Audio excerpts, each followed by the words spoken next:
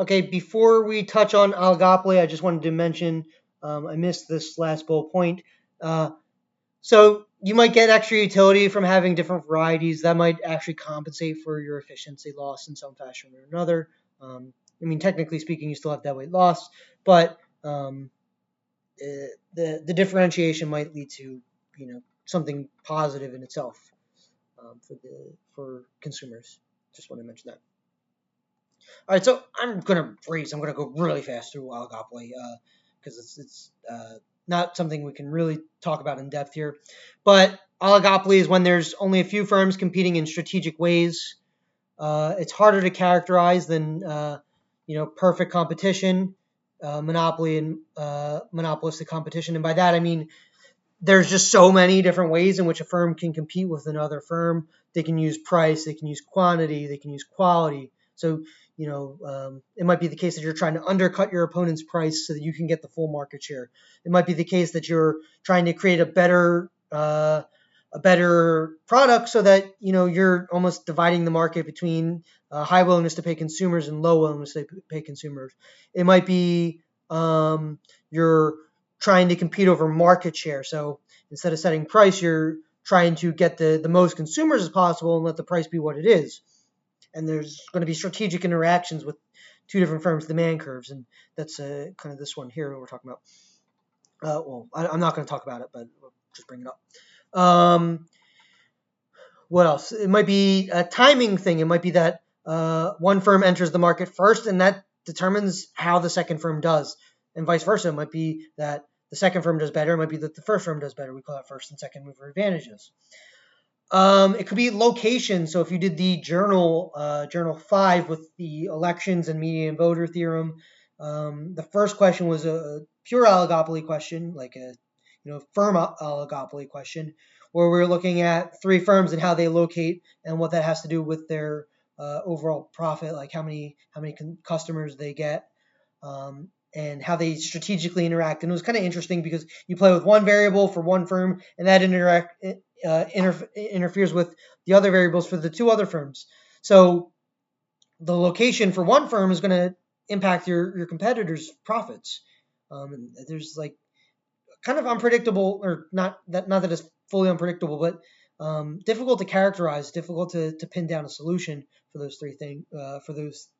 For a three firm location game, you essentially have to do what's called like a mixed strategy, where firms locate probabilistically. But in pure strategy, and I'm always going to pick location 1, you're always going to pick location 2, you're always going to pick location 3. There was no equilibrium. Then I did election games and changed the rules on how the different voters vote. So that's still oligopoly in the sense of it's three producers and they're producing some sort of policy in order to attract their customers, the people who have demands for those policies, and those would be voters. It's just kind of a political economic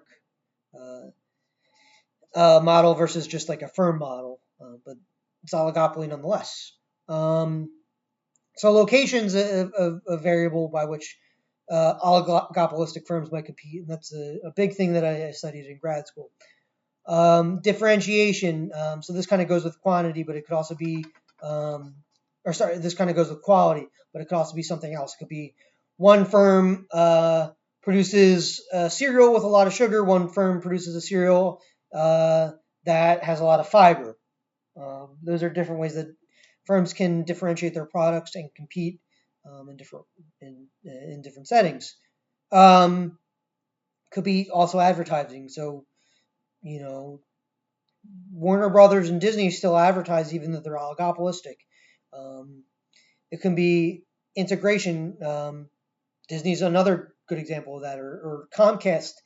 So Comcast owns NBC, which owns Peacock streaming, and Peacock streaming is competing with Disney, and Disney owns Disney Plus and Hulu and ESPN, right? So there could be like vertical and horizontal ways of integrating. Vertical meaning unrelated industries or supply chain industries. Horizontal meaning the same industry, like buying up a firm in your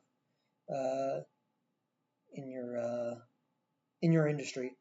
that distinction doesn't matter, but there might be different ways that firms compete by purchasing other firms.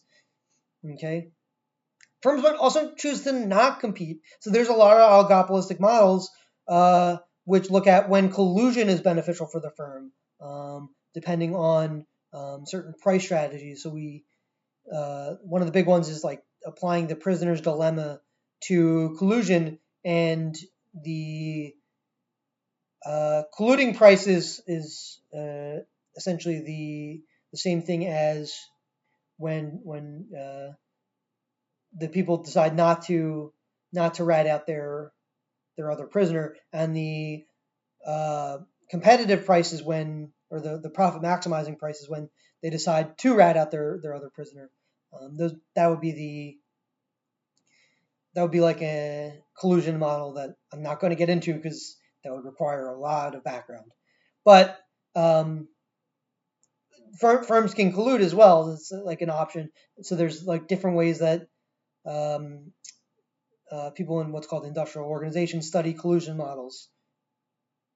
Okay, so at the end of the day, what I'm trying to say is that depending on the industry, depending on how they compete, depending on how many firms there are, how concentrated it is, what the product is, like what the underlying demand for the product is, that all determines a wide array of how firms can compete and how you should analyze the firm. So oligopoly is just a beast in itself. It's just something you have to kind of consider on a case by case basis. So if you want to talk about that, I would absolutely love to talk about that.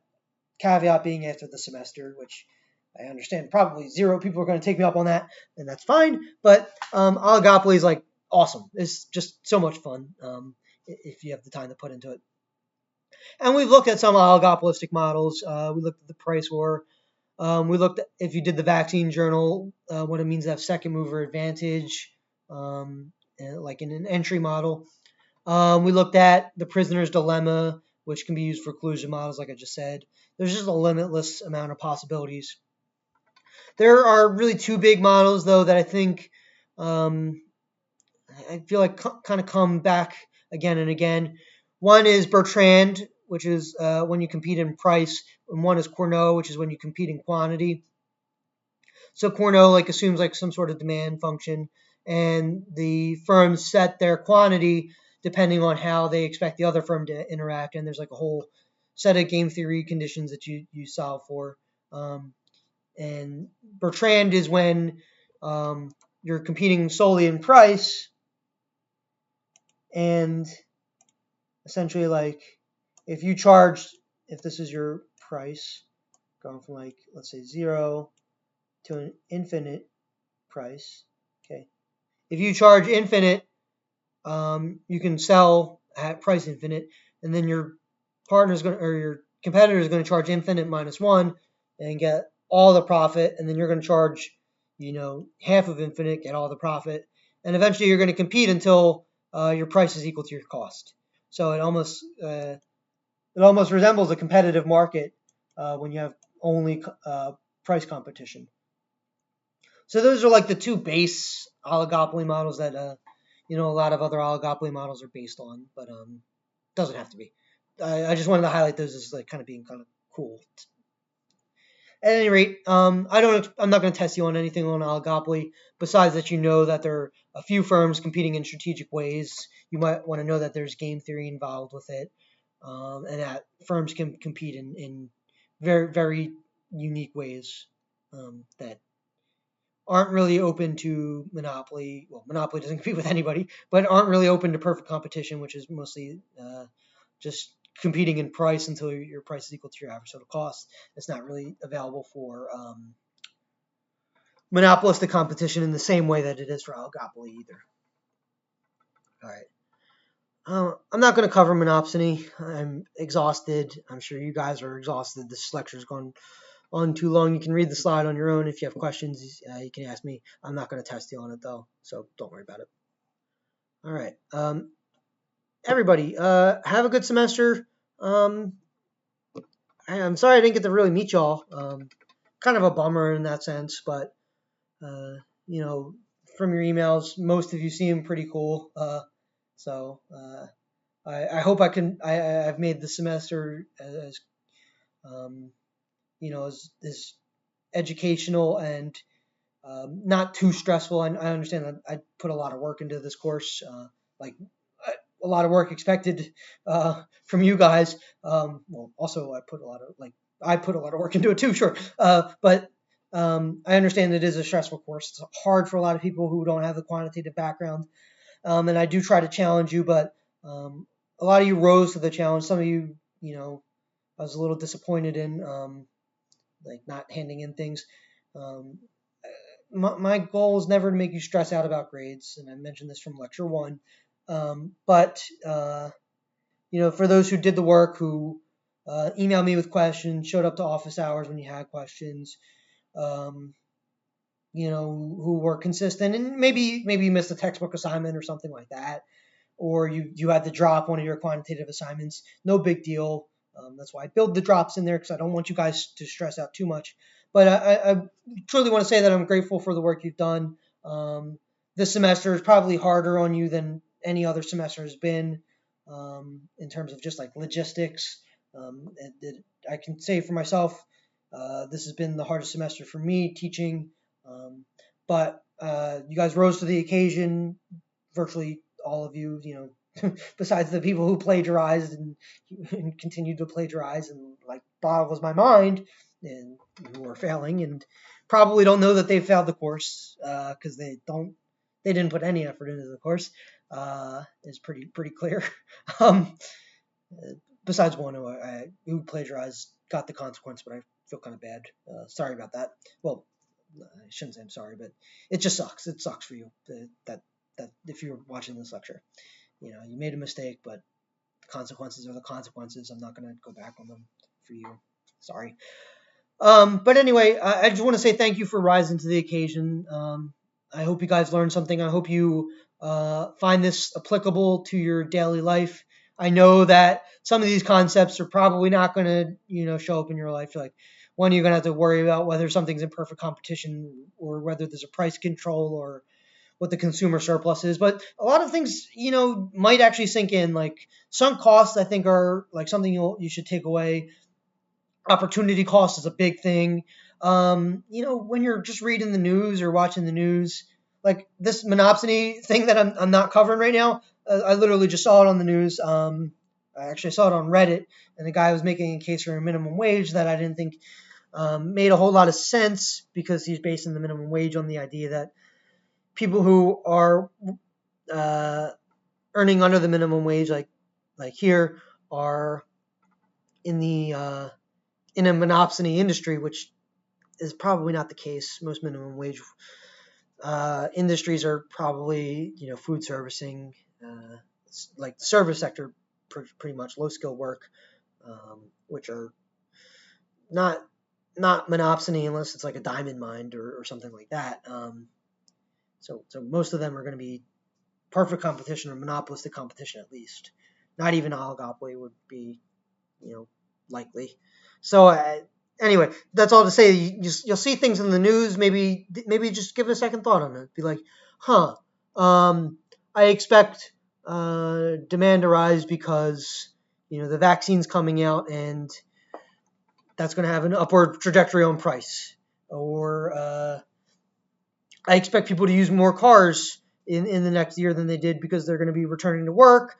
So from work to home, they're going to be working from home. They're going to go back to work. They're going to be commuting. So that's going to increase the price of gasoline, which will have maybe a negative externality on the environment. That's a thing that you should know, right? That's a takeaway I want you to have from this course. But I don't know. After my first econ course, I specifically remember having a conversation that was really stupid. So if nothing sticks, that's fine too. I hope that things do stick, because I did put a lot of effort into this, and I really enjoy teaching this course, besides maybe the semester itself. But I hope that some things do stick. If ever you need to ask me a question, whether it's about economics, or whether it's about general math or your career trajectory, I'm probably not the best service for that, because I'm not I'm, just a regular dude on that front. But I'd be happy to help you out. A lot of you guys put a lot of work into this course. I want you to know that I value that, and um, I'm grateful. So, at any rate, I'm here as a resource if you need me in the future. Um, I hope. Oh, one thing I do truly hope that you take away. It's not. It actually has nothing to do with econ, but is quantitative reasoning. That's the thing that I ultimately structure the course around. That's why my econ course might look a little bit different from other RCBC econ courses, um, because I employ a lot of math in it, and I want you guys to think mathematically, and I think that's important for econ as a whole, but I think it's just important for life. Um, Truly, like, it's important to know that if something is growing at an exponential rate, that it's going to double in 70 years. That's an important thing to know, which I really didn't get to cover besides in a journal, but um, like there are just things that mathematically make like instant sense that people don't think about. And I hope that now you're able to think about things a little bit differently and in a little bit different light, and that maybe you're not like a math genius or anything, but that your math skills are better than when you started, and that you're able to think critically about quantitative things, which um, is a cool thing. So anyway, good luck everybody. The final starts next Monday. Due next Thursday. It's take home. If you cheat, you're going to get a 0 for sure. And I have good ways of knowing if you cheat. I'm going to do a review session at some point this week. I still need to create that extra credit because I've fallen behind drastically after the events of November that I've emailed you guys about. And I don't want to say it in a public video, but anyway. Um, so anyway, have a good semester. I hope some of you guys stay COVID free. I know that some of you already have had it. So I hope you guys recover well. Um, yeah. Good luck. Seriously, good luck.